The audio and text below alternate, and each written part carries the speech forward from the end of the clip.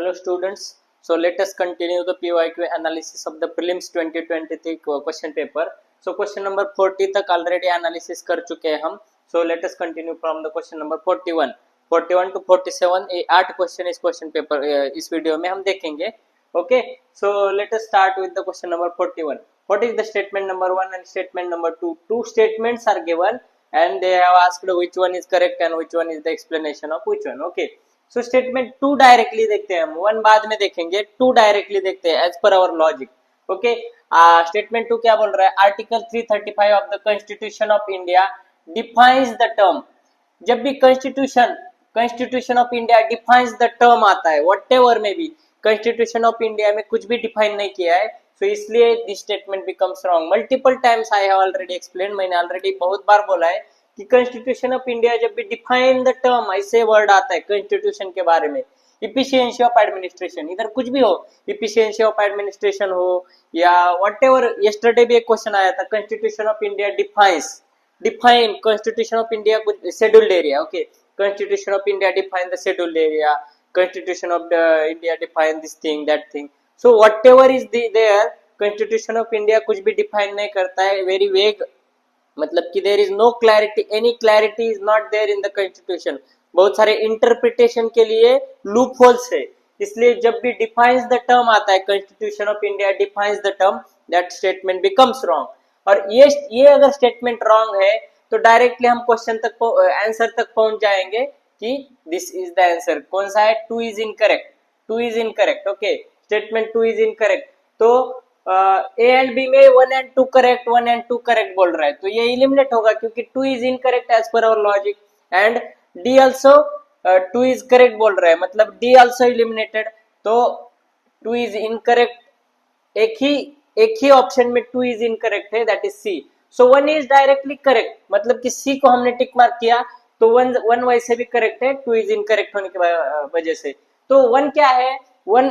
Statement 1 is a very big statement. Okay, but हमें ज्यादा सोचना नहीं है क्योंकि हमारा आंसर ऑलरेडी लॉजिक के हिसाब से स्टेटमेंट 2 के लॉजिक से हम ऑलरेडी आंसर तक आए. फिर भी हम स्टेटमेंट 1 पढ़ेंगे. क्या है?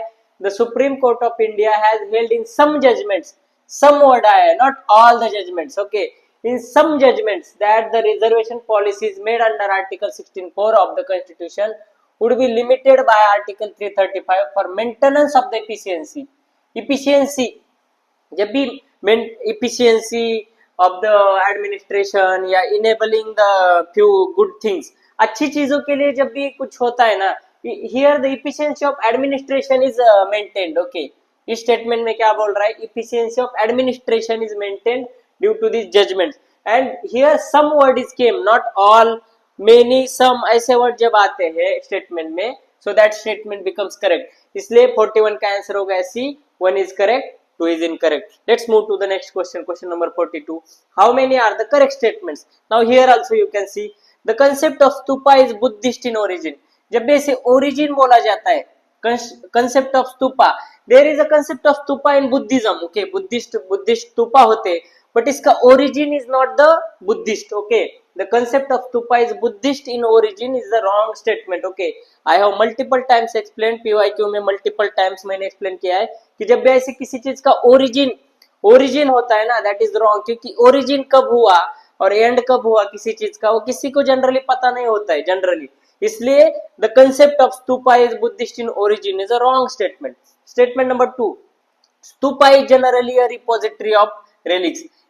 जनरली वर्ड आया है, जनरली, इसलिए स्टेटमेंट करेक्ट है. Stupa is generally a repository of relics. यहाँ पे जब भी जनरली वर्ड आता है स्टेटमेंट में, दैट स्टेटमेंट इज करेक्ट. ऐसी कुछ चीजें हैं, प्रैक्टिस से, बहुत बार प्रैक्टिस करके, बहुत बार एक्सप्लेन करके, बहुत बार पीवाईक्यू एनालिसिस करके मैंने आपको मल्टीपल टाइम्स बोला है कि ऐसे कुछ कीवर्ड्स है जो डेफिनेटली करेक्ट है, डेफिनेटली रॉन्ग का आपको सिग्नल देते.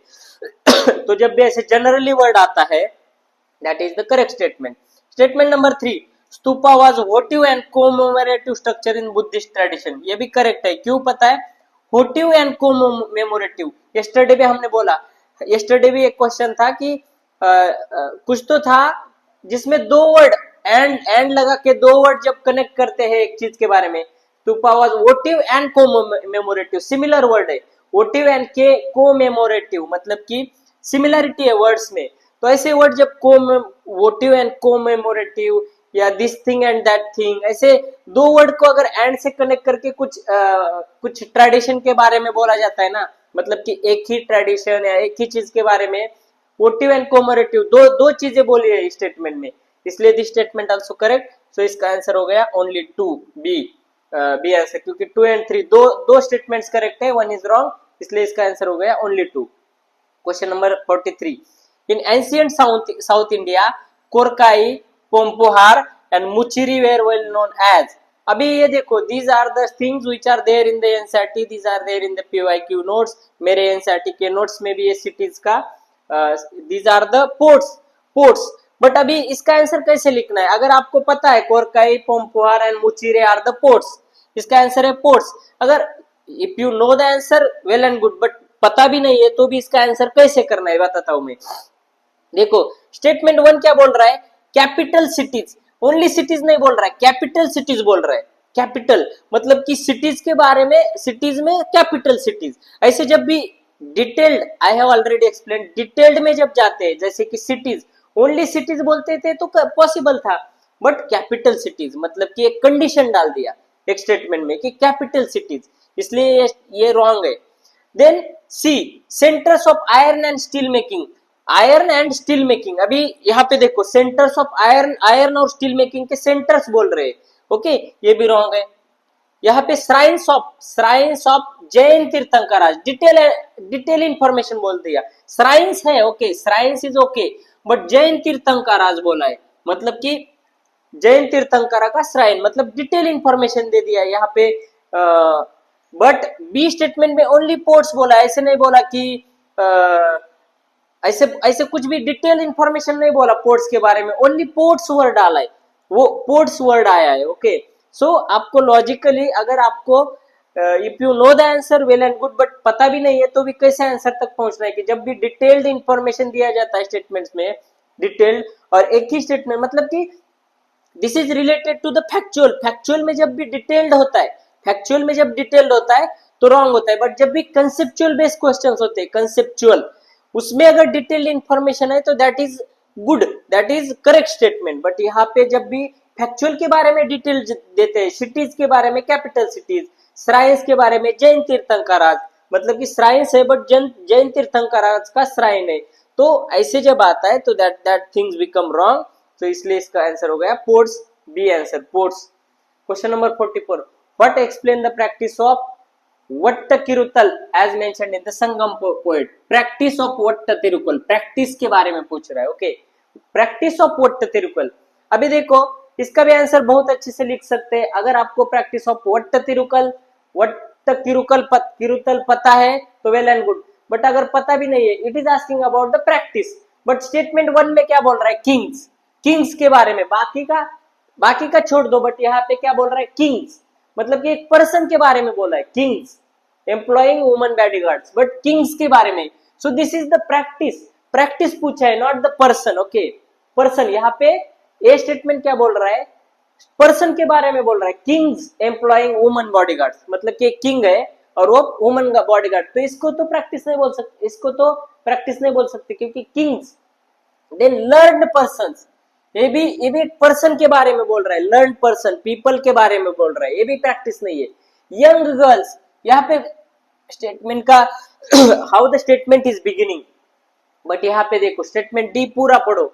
ए king defeated in a battle committing ritual suicide, ritual, practice and ritual, ये कीवर्ड आपको कनेक्ट करना है। Practice is a ritual, practice of the Vattatirukkal, and यहाँ पे ritual suicide by starving himself to death, okay. King defeated in the battle committing ritual suicide, so ritual word यहाँ पे keyword बन जाता है, क्योंकि यहाँ पे प्रैक्टिस पूछा है। एंड बाकी तीनों स्टेटमेंट में क्या बोल रहा है? King, learn person, young girl, तो ये रॉन्ग है, बट यहाँ पे प्रैक्टिस, रिचुअल प्रैक्टिस बोल रहा है। और एक लॉजिक लगा सकते हैं, C option, young girl keeping watch over agriculture field and driving away birds and animals. अभी देखो एक सिंपल लॉजिक है, यंग गर्ल्स को ऐसे काम देंगे क्या? The kings in the previous, मतलब कि संगम पोएम्स के टाइम पे यंग गर्ल्स को क्या काम देंगे? दरबार में नाच गाने का काम या कुछ अच्छे काम देंगे। ये एग्रीकल्चरल फील्ड में काम करने का काम यंगल्स को नहीं देंगे। ये भी एक लॉजिक आप एक सेंस ऑफ ह्यूमर से लगा सकते हैं कि हाँ this can be the wrong statement. Okay, तो ऐसे करके किंग्स, अभी Kings employing woman bodyguards. Okay, ये भी एक थोड़ा सा out of the box thinking है कि हाँ ये वुमन बॉडीगार्ड्स को संगम टाइम पे वुमन बॉडीगार्ड्स तो नहीं रखते होंगे। ओके, तो ऐसे भी आप इलिमिनेट कर सकते हैं, डिफरेंट डिफरेंट तरीके से आप इलिमिनेट कर सकते हैं। But the main logic is practice word है ना और रिचुअल वर्ड है ना, तो ये आपको कनेक्ट करना है और इस हिसाब से इसका आंसर हो गया डी। देखो आपको पीवाईक्यू एनालिसिस कर करके मल्टीपल टाइम से पीवाईक्यू एनालिसिस के वीडियोस देख के आपको आइडियाज आ जाएंगे कि इन द एग्जाम कैसे अप्लाई करना है। Okay, question number 45, how many of this dynasties establish their kingdoms in the early 8th century. Early 8th century में कौन कौन आया था? तो इसका आंसर है, this is the very factual question, ये Hoysala, Gahadavala, Kakatiya and Yadava, all these are after the 8th century. तो इसका आंसर है none, none is the answer. This is the factual question. NCERT में सबका देखो आपको होयसाला, गढ़वाला, ककाटिया, यादवा, ये सब चीजें प्रीवियस ईयर क्वेश्चन पेपर्स में आई है। तो उनका कब से कब तक है सबका आपको पता होना चाहिए।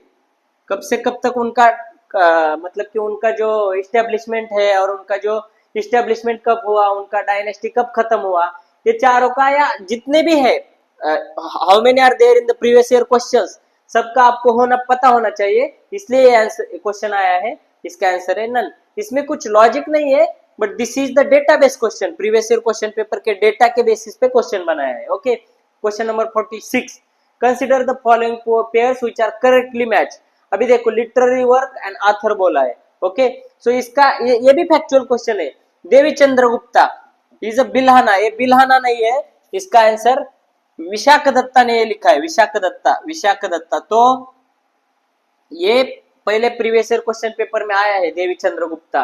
सो this was written by Vishakh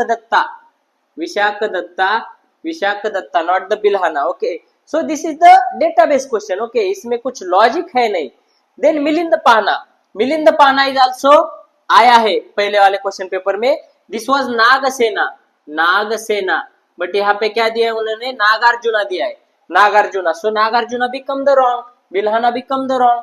सो दो रॉन्ग हो गए। ओके, बाद में आपको बचे हुए दो है ना, बचे हुए दो they are not came in the question papers, but दोनों का देखो बोथ आर करेक्ट। हमीरा महाकाव्य, नया चंद्र सूरी, और यहाँ पे भी सोमदेवा सूरी। तो सूरी वर्ड जो आया है नेम में है, बट ये सूरी दिया है दोनों में। तो आपको अगर लॉजिकली पता नहीं, आपको अगर फैक्चुअल होने की वजह से पता नहीं है, तो लॉजिक लगाना है कि ये दोनों रॉन्ग है, तो एटलीस्ट ये दोनों करेक्ट होंगे, क्योंकि सूरी दोनों में, सूरी सरनेम में दोनों के सूर्य आया है। This is very vague logic, but last moment में आपको ऐसे वाले लॉजिक भी लगाना है, इसलिए only 2 is the answer. Okay, these are not the perfect logics. Okay, ये वाला जैसे ये इधर बोल रहा हूं, ये परफेक्ट लॉजिक नहीं है, जितना आपको आता है वो ठीक है। बाकी अगर आपको लॉजिक लगाना है, रिस्क लेना है, तो इस बेसिस पे लेते हैं कि हाँ इसका भी नाम सूरी है, इसका भी नाम सूरी है, ये दोनों तो हमने इलिमिनेट किए, इसका नागसेना है, इसका विशाख दत्ता है। तो इस हिसाब से आपका आंसर हो गया ओनली 2। बट ऐसी रिस्क ओनली वर्स्ट केस में लेना है। Okay, these things are only worst case. अगर आपका बहुत अच्छे से बाकी लॉजिक्स लग रहे हैं, बहुत अच्छे से हो रहा है, तो ऐसे वाले रिस्क नहीं लेना है। बट अगर आपको ऐसे भी आपको लग रहा है कि आई एम मतलब कि मेरा पेपर बहुत अच्छा नहीं हुआ है, तो ऐसे वाले रिस्क भी आपको लेना है। ओके, तो question number 47, question number last number, core belief of religious sect. कौन से रिलीजियस का कोर बिलीफ ये है कि souls are not only property of animal and plant but also of rocks, water and other non living things. मतलब कि soul living bodies में भी होता है और नॉन लिविंग बॉडीज में भी होता है। This is very simple question, Jainism में आता है, एनसीईआरटी में क्वेश्चन है, प्रीवियस ईयर क्वेश्चन पेपर में भी रिपीट हुआ क्वेश्चन है, direct as it is repeated question है कि जैनिज्म में souls living and non living दोनों चीजों में से होता है। ये कंसेप्ट आया है रिलीजियस सेक्ट में, इसका आंसर है जैविज्म।